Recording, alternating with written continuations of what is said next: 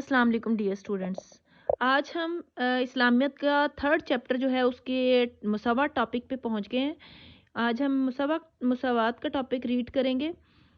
तो सबसे पहले कि हजूर पाक सल्लल्लाहु अलैहि वसल्लम ने हमें अपने कौलो अमल से मुसावात का जो दर्स दिया है वो तारीख़ इंसानी में अपनी मिसाल आप है। अच्छा, एक बात और जहाँ पर मैं बड़ी ज़रूरी आपसे करना चाह रही हूँ कि तर्जमातुल कुरान फर्स्ट ईयर के बच्चों के लिए ये तकरीबन हमारा थोड़ा सा रह गया है, तो इसके साथ ही हम उसका भी लेक्चर स्टार्ट कर रहे हैं।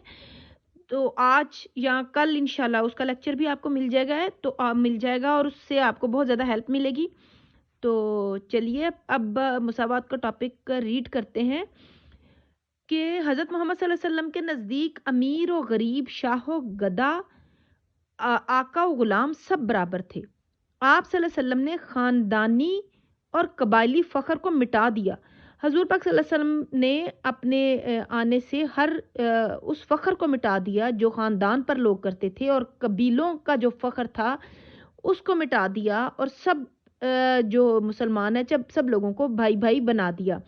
ज़ात पात और रंगो नस्ल के तमाम इम्तियाज़ात को भी ख़त्म कर दिया। आप सल्लल्लाहु अलैहि वसल्लम के नज़दीक सलमान फ़ारसी रज़ी अल्लाह ताला अन्हो और बिलाल हबशी रज़ी अल्लाह ताला अन्हो और सुहैब रोमी रज़ी अल्लाह ताला अन्हो को की कदर मंजिलत कुरैश के मुअज़्ज़ज़ीन से कम न थी। इसके बाद आ जाता है कि मस्जिद मुसलमानों के लिए मुसावात की एक अमली तरबियत गाह है, और नमाज मुसावात का बेहतरीन मज़हर है। यानी कि उससे ज़ाहिर होती है कि नमाज में कैसे, चाहे कोई बादशाह है चाहे कोई फ़कीर है, सब एक ही सफ़ में खड़े हो जाते हैं। ख्वाह अमीर हो या गरीब, बड़ा हो या छोटा, सब एक ही मस्जिद में नमाज अदा करते हैं। इसमें आप हेडिंग्स बना सकते हैं। मस्जिद, अब ये देखें ना, मस्जिद में क्या, उसका किस चीज़ की मज़हर है मस्जिद। फिर इसके बाद आ जाता है कि तकवा का मेयार किस चीज़ पर है। इस्लाम में बुजुर्गी का इन्हिसार किस चीज़ पर है? तकवा पर, नेकी और तकवा पर।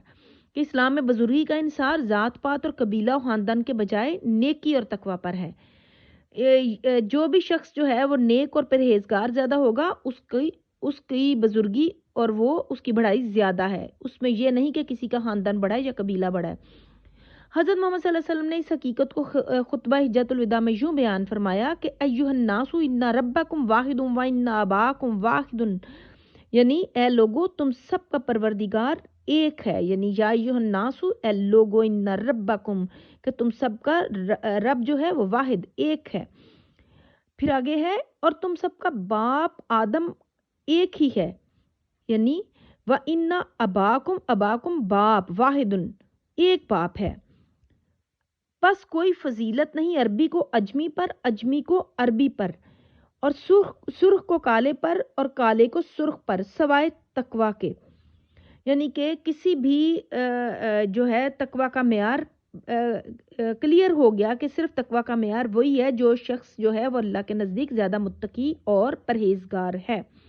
फिर आ जाता है कि मुसावात का अमली मुजाहिरा इससे बढ़कर क्या हो सकता है कि आप सल्लल्लाहु अलैहि वसल्लम ने अपनी फूफीजाद बहन हज़रत ज़ैनब की शादी अपने आज़ाद करदा गुलाम हज़रत ज़ैद रज़ी अल्लाह ताला अन्हा से कर दी। इस तरह आप सल्लल्लाहु अलैहि वसल्लम ने अपने बैठने के लिए कोई नुमाया जगह मखसूस ना की। आपका कोई एक ख़ास जगह नहीं रखते थे बैठने के लिए, सब लोगों के साथ आप बैठ जाया करते थे, बल्कि सहाबा कराम रज़ी अल्लाह ताला अन्हुम के दरमियान बेतकल्लुफ़ी से बैठ जाया करते थे। आपका लिबास आम मुसलमानों के लिबास जैसा होता था। आप सल्लल्लाहु अलैहि वसल्लम का मकान नहायत सादा और छोटा सा था, हालांकि आप पूरी यानी दो जहानों के आका थे। उसके बावजूद आपका मकान छोटा था, और आपकी ग़िज़ा भी बहुत सादा होती थी। बाज़ दफ़ा कोई भी सवाली आपके घर आता तो आप उसको खाली ना जाने देते, चाहे घर में एक एक बाज़ दफ़ा खुद खजूर खा लिया करते थे, लेकिन जो भी कोई आपके दर पे आता उसको आप खाली ना जाने देते थे।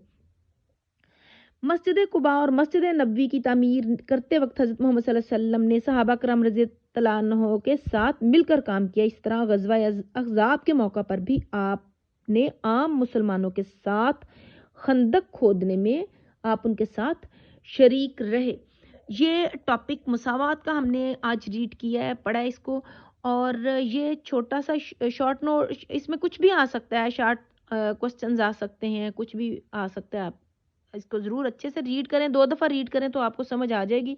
تو انشاءاللہ اب ہمارا نیکسٹ ٹاپک آ جاتا ہے صبر و استقلال اور پھر عفو درگزر اور ذکر. بہرحال 2 سے 3 ٹاپک اور ہیں بس, اس کے بعد ہمارا یہ تیسرا چیپٹر بھی کمپلیٹ ہو جائے گا. امید ہے آپ کو اچھے سے سمجھ آئی ہوگی. اور انشاءاللہ اب ہم ترجمۃ القرآن بھی شروع کر رہے ہیں, تو اس کا لیکچر بھی ضرور لیجیے گا تاکہ آپ کو اچھے سے اس کی سمجھ آ سکے. اپنا بہت سارا خیال بچوں رکھیں. انشاءاللہ نیکسٹ لیکچر میں ملاقات ہوتی ہے.